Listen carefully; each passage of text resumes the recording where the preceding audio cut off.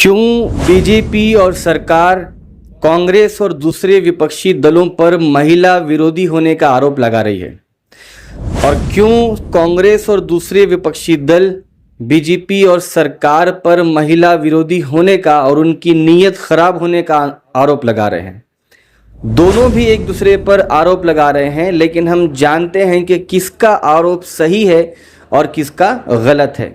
इस बात को जानने के लिए आपको आज मेरे साथ इस वाइट बोर्ड पर कुछ चीज़ें समझनी होगी, और वो चीज़ें हैं जो पिछले दिनों भारत की लोकसभा में पेश की गई थी। तो दोस्तों, जानते हैं क्या था 131 कॉन्स्टिट्यूशनल अमेंडमेंट बिल और क्या है आर्टिकल 368। आज के इस पूरे वीडियो में हम जानने की कोशिश करेंगे क्या है वीमेन रिप्रेजेंटेशन बिल और क्या है डिलिमिटेशन।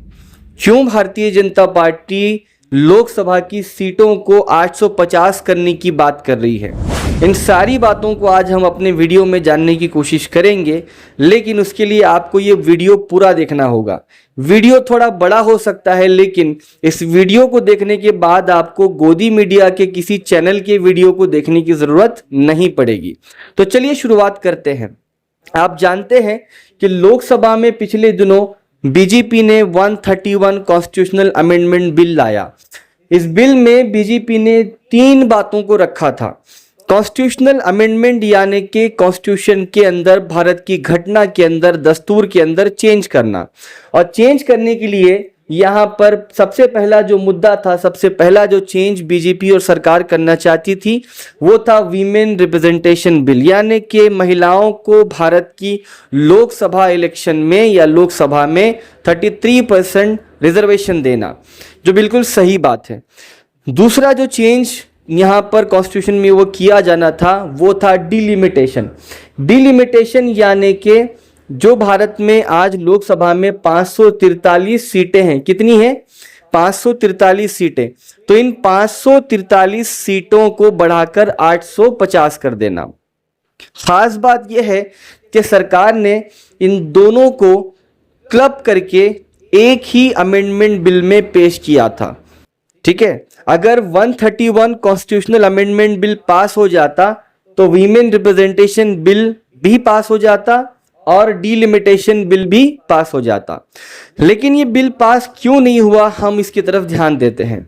आप जानते हैं कि सबसे पहले किसी भी बिल को अगर लोकसभा में पास करना होता है तो पास करने के लिए, साधारण बिल को पास करने के लिए बस 272 वोटों की जरूरत होती है, जो बीजेपी के पास आसानी से लोकसभा में मौजूद है।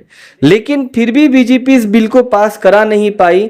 बीजेपी को 272 से ज्यादा वोट मिले, फिर भी बीजेपी इस कॉन्स्टिट्यूशनल अमेंडमेंट को पास करा नहीं पाई। उसकी वजह यह है कि कॉन्स्टिट्यूशनल अमेंडमेंट जब होता है और आर्टिकल 368 ये कहता है कि जो भी अमेंडमेंट कॉन्स्टिट्यूशन का, कॉन्स्टिट्यूशन में बेसिक स्ट्रक्चर को चेंज करेगा, कॉन्स्टिट्यूशन के बेसिक स्ट्रक्चर को चेंज करेगा, तो उस अमेंडमेंट को करने के लिए 50% मेजॉरिटी नहीं बल्कि 2/3 यानी कि 66.6% मेजॉरिटी चाहिए।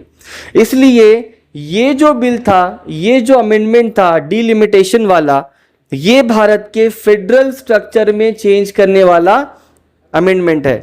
भारत का फेडरल स्ट्रक्चर यानी कि भारत में नेशनल गवर्नमेंट, स्टेट गवर्नमेंट और लोकल गवर्नमेंट, ये 3 लेवल के गवर्नमेंट है, इसलिए भारत एक फेडरल कंट्री है।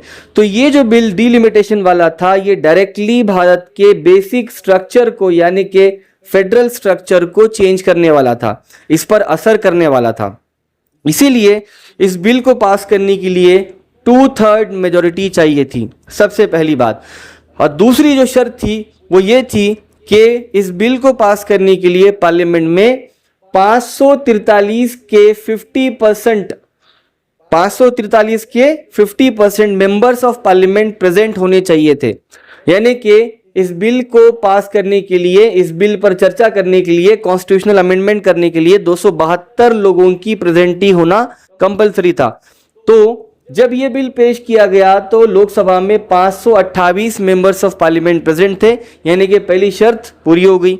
अब दूसरी शर्त थी कि 2/3 यानी कि 2/3 मेजॉरिटी के साथ इस बिल को पास किया जाता।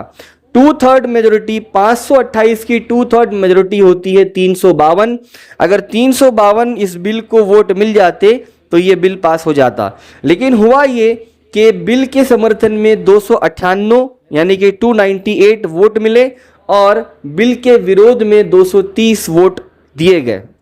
यानी कि 352 का ये जो नंबर था, ये मैजिक नंबर, इस बिल को पास करने के लिए सरकार को ये नंबर नहीं मिल सका।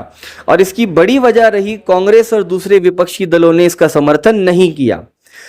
अब जानते हैं कि ऐसा क्यों हुआ। हम यानी कि कांग्रेस और दूसरे विपक्षी दल ने इसका समर्थन क्यों नहीं किया, इस बात को जानने की कोशिश करते हैं।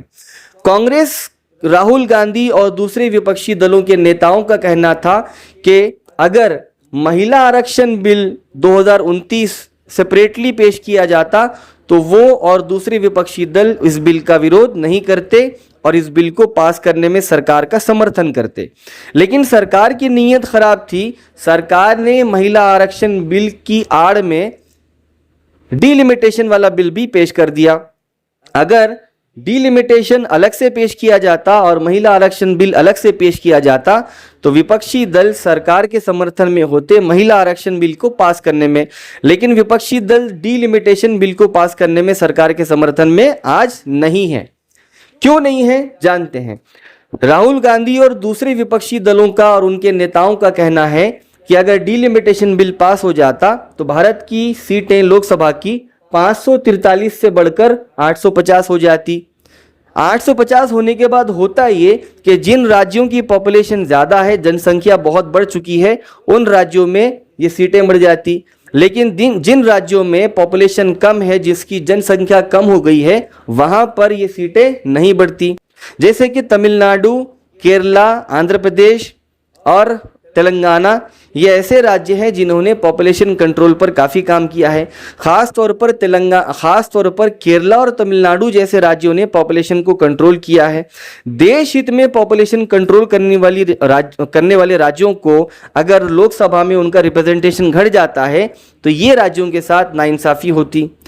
राहुल गांधी और दूसरे नेताओं ने यह भी कहा कि यूपी, बिहार जैसी स्टेट्स में जहां पॉपुलेशन बहुत ज़्यादा बढ़ गई है, वहां की सीट्स, वहां के नंबर ऑफ पार्लियामेंट्स बढ़ जाते।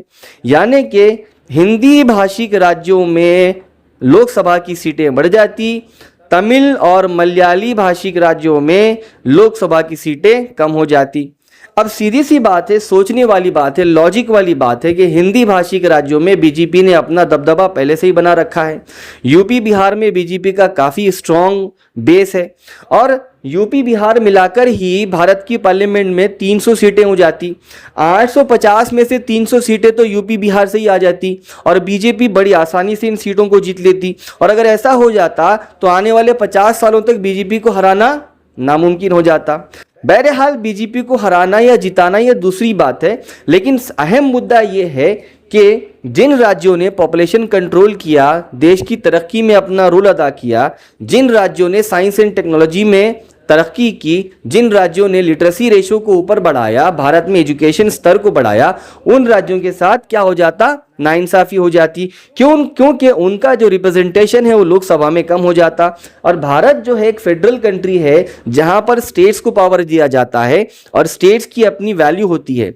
तो यही वजह रही कि राहुल गांधी, कांग्रेस पार्टी और दूसरे विपक्षी दलों ने डिलिमिटेशन बिल का विरोध किया, बल्कि महिला आरक्षण बिल का विरोध नहीं किया। यहां पर यह बात अब साफ हो जाती है और साबित हो जाती है कि अगर बीजेपी की नीयत महिलाओं को रिजर्वेशन देने की थी तो वो महिला आरक्षण बिल अलग से पेश करती और डिलिमिटेशन बिल अलग से पेश करती और देखती कि विपक्षी दल महिला आरक्षण बिल का विरोध करते या नहीं करते। लेकिन चाणक्य ने कांग्रेस को और दूसरे विपक्षी दलों को यहां पर फंसा दिया। अगर समर्थन करें तो भी फायदा और समर्थन ना करें तो भी फायदा। राजनीति में ये हम देख रहे हैं कि भारत में राजनीति ऐसी हो रही है। लेकिन आखिर में वीडियो को खत्म करने से पहले आपको एक बात बता दूं कि महिला आरक्षण बिल अभी भी खत्म नहीं हुआ है, बल्कि महिला आरक्षण बिल 2023 में ऑलरेडी पास हो चुका है। ये जो कल का मुद्दा था ये सिर्फ इस बात को लेकर था कि 2029 के लोकसभा चुनाव में महिलाओं को 33% आरक्षण दिया जाएगा या उसका इम्प्लीमेंटेशन होगा या नहीं होगा। इसी बात को लेकर यहां पर एक फैसला लिया जाना था, कॉन्स्टिट्यूशनल अमेंडमेंट करना था, जो कि नहीं हो सका। क्यों नहीं हो सका, वजह आप जानते हैं, कमेंट बॉक्स में मुझे बताइए। अगर आपको आज की मेरी जानकारी अच्छी लगी तो लोगों तक शेयर कीजिए, मेरे चैनल को सपोर्ट कीजिए। और मैं चाहता हूं कि अब इस वीडियो को देखने के बाद शायद आपको गोदी मीडिया के किसी चैनल को देखने की जरूरत नहीं पड़ेगी। तो आज के लिए इतना ही। मैं इरशाद अहमद बशारत, बहुत शुक्रिया। मिलते हैं अपने अगले वीडियो में।